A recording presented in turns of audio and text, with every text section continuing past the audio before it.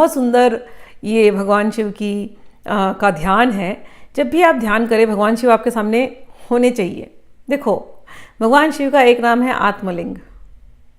तो अपनी आत्मा में भगवान को आप बुलाइए, आंख बंद कीजिए। आत्मा कहाँ रहती है, आत्मा का स्थान कहाँ है?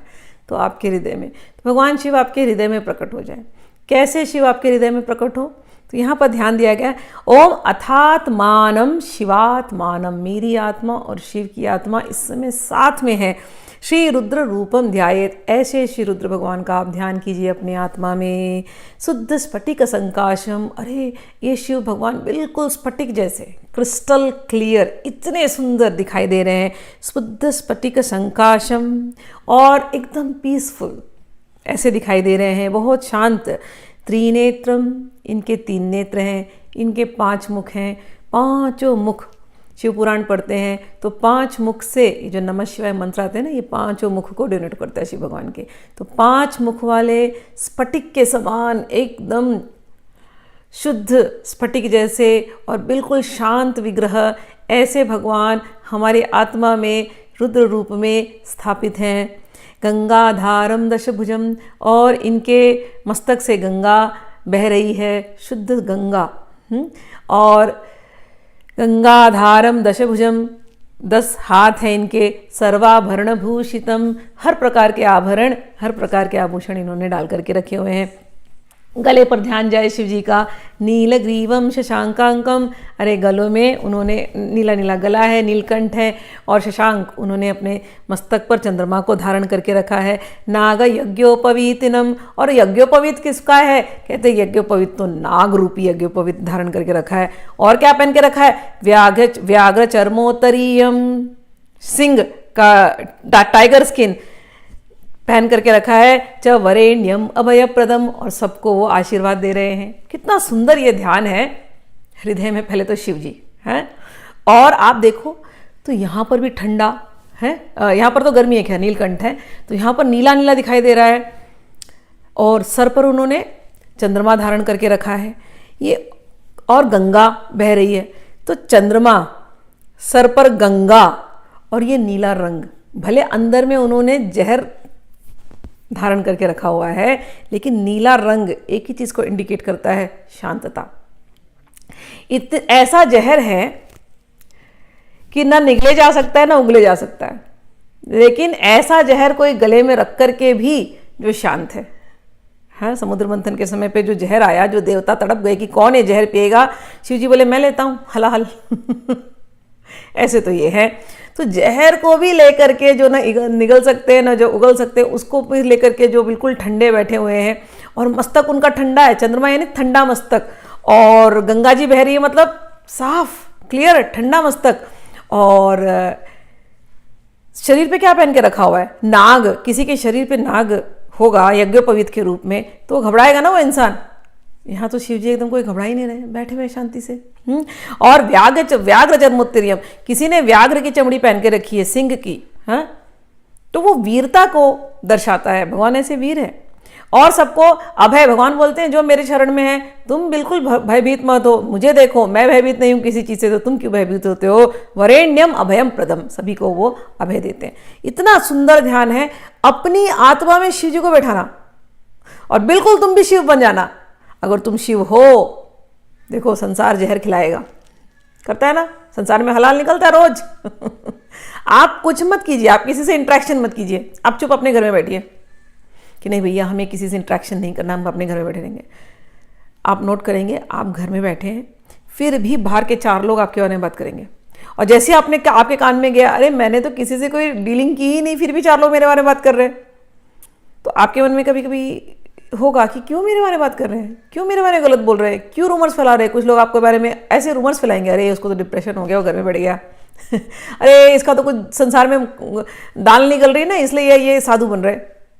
लोग ऐसे से बातें करते हैं। आप कितने भी सरलता से चलो, फिर भी लोग आपको जहर पिलाएंगे। तो शिव जी के भगत जो होते हैं ना, पिलाओ तुमको जो जहर पिलाने, हमको कोई फर्क नहीं पड़ता। ऐसे कुछ जहर होते हैं जीवन के जो आपको बस अंदर ही रखना पड़ता है। You can't throw them out and you can't take them in. ना निगला जाता है ना उगला जाता है, फिर भी आप शिव भक्त हैं। तो शिव भक्त की एक क्वालिटी ये है,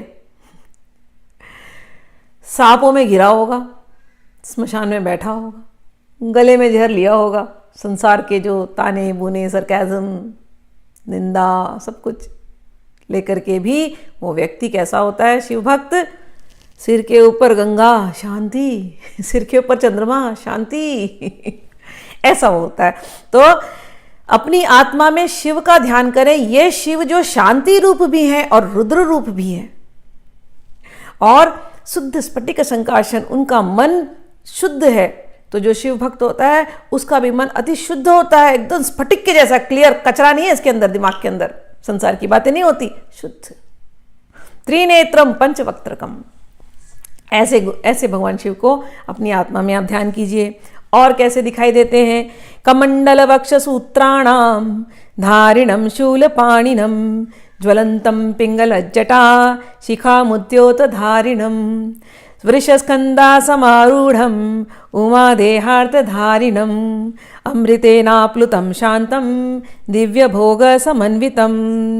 कमंडल वक्ष सूत्राणाम, उन्होंने कमंडल लिया हुआ है हाथ में, ठीक है। और जिस कमंडल साधुओं की, जो साधु लोग कमंडल लेकर के चलते हैं, उसी में अपना अन्न और पानी और वो सब उसी के अंदर वो रखते हैं। तो ये बिल्कुल वैरागी हैं।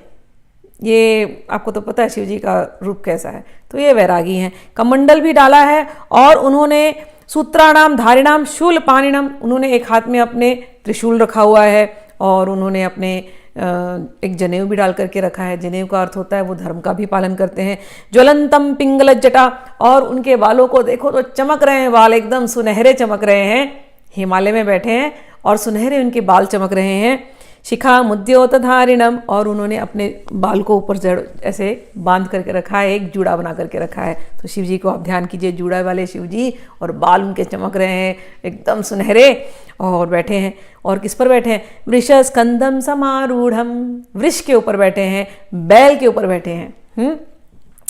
और उनके साथ उनकी पत्नी उमा, वो भी हैं। वृष यानी क्या? वृष यानी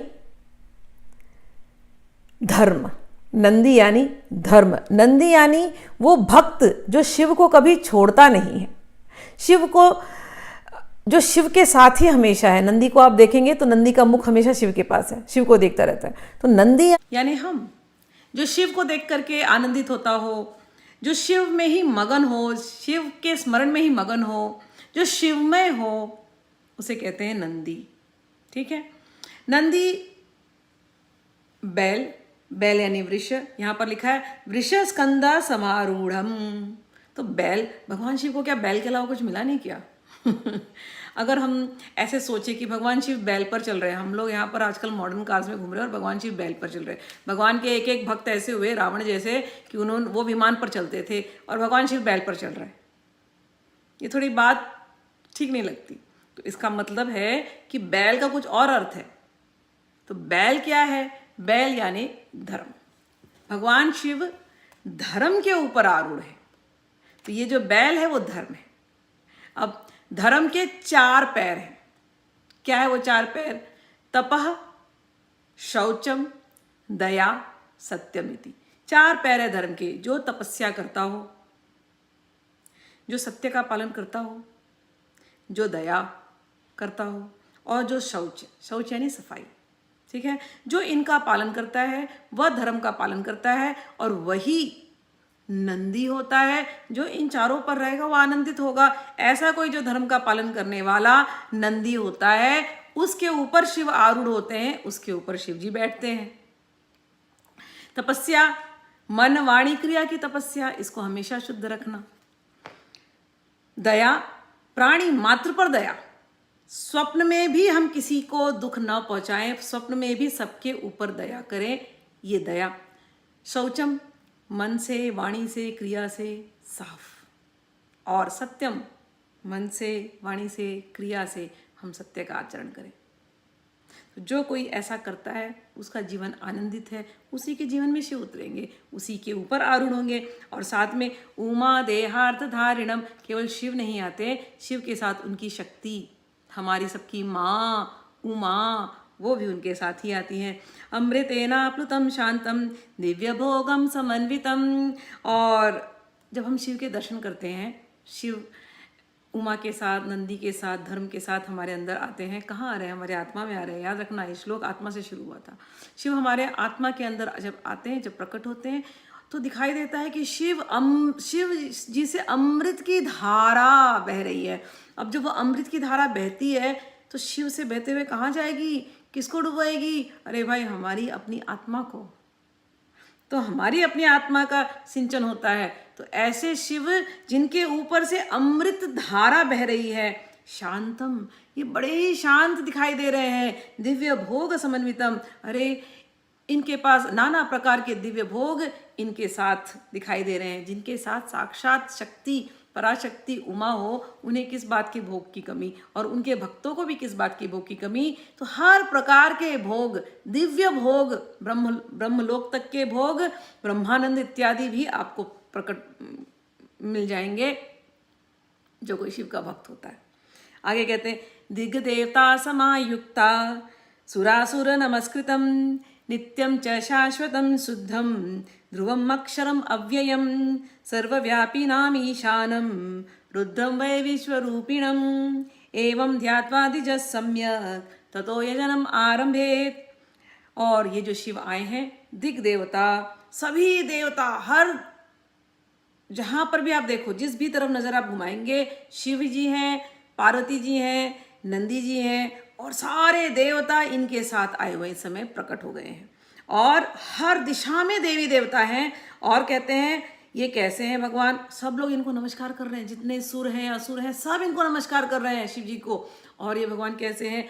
नित्यम, इटर्नल, ऑलवेज, शाश्वतम, परमानेंट, शुद्धम, प्योर, ध्रुवम, जो फिक्स है, और अक्षरम अव्ययम, जिनका अक्षर नहीं होता, जिनका व्यय नहीं होता, जो अक्षय हैं, अक्षर हैं और जो अव्यय हैं, ऐसे शिव भगवान। ये सर्वव्यापी नाम, जहां देखो वहीं पर केवल शिव तत्व है, शिव तत्व है, और सब जगह दिखाई दे रहे। लेकिन ईशानम रुद्रम वै विश्वरूपिणम, ये विश्वरूप है, हर एक के अंदर भगवान शिव ही है। शिव का तत्व सब में दिखाई दे रहा है। और ईशानम, ईशान कोण में जब देखिए वहां पर ये रुद्र रूप में प्रकट है। एवं ध्यात्वा द्विजः सम्यक ततो यजन आरंभे, और इस प्रकार से ध्यान करने के बाद ही जो भी व्यक्ति है वो अपनी साधना का आरंभ करें।